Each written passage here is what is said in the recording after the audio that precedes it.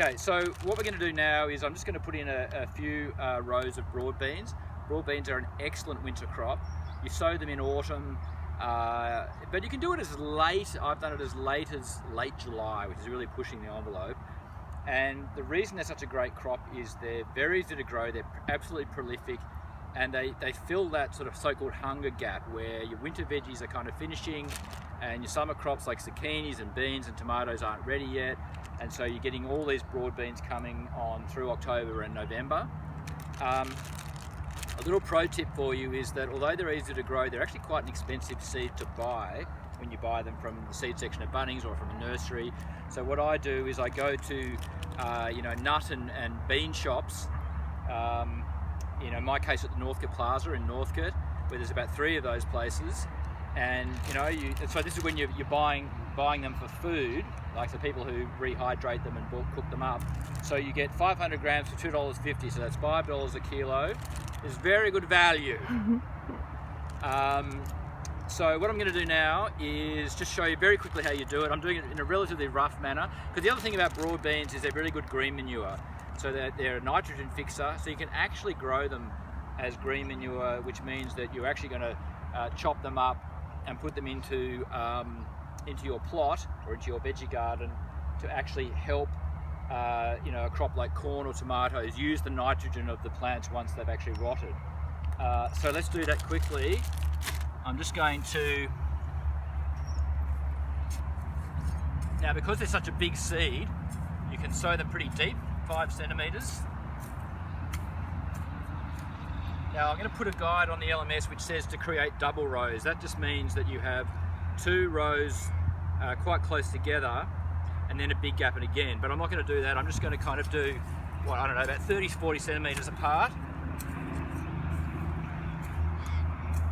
Now, oops, someone's planted some cauliflower here. I'm not sure who this is, but eventually the broad beans will shade them, but hopefully the cauliflowers will have produced by then. So you can see I'm not being precise in measuring. That's okay.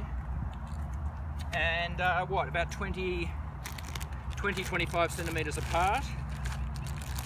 So again, I'm not going to, oops, there you go. It doesn't really matter if you have them too close together if they're going to be green manure, but even I find,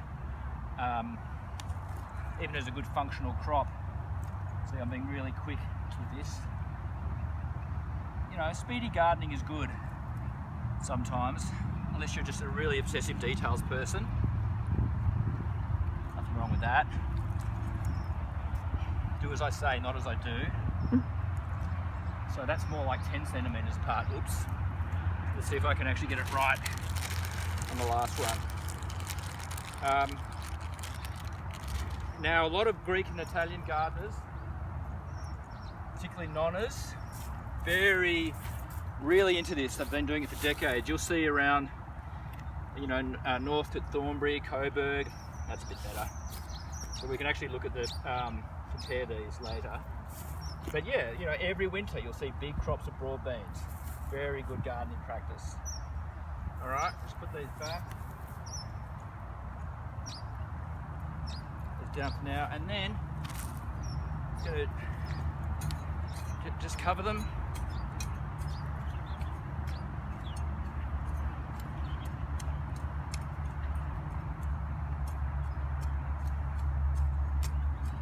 And the good thing about broad beans is that they just bulk up so much that eventually they shade out weeds too, so they're really competitive.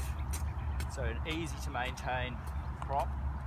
Now sometimes if they're a bit, sown a bit shallow, their roots will be shallow by definition and they'll be a bit floppy, but so frequently you have to stake them or at least string them together. And I'm just lightly compacting the sowing drill. Oops. And then some people soak them before they sow them, but we're sowing them so early in the season that it's not like we're racing against time or anything. So, and the other thing is they're frost tolerant too.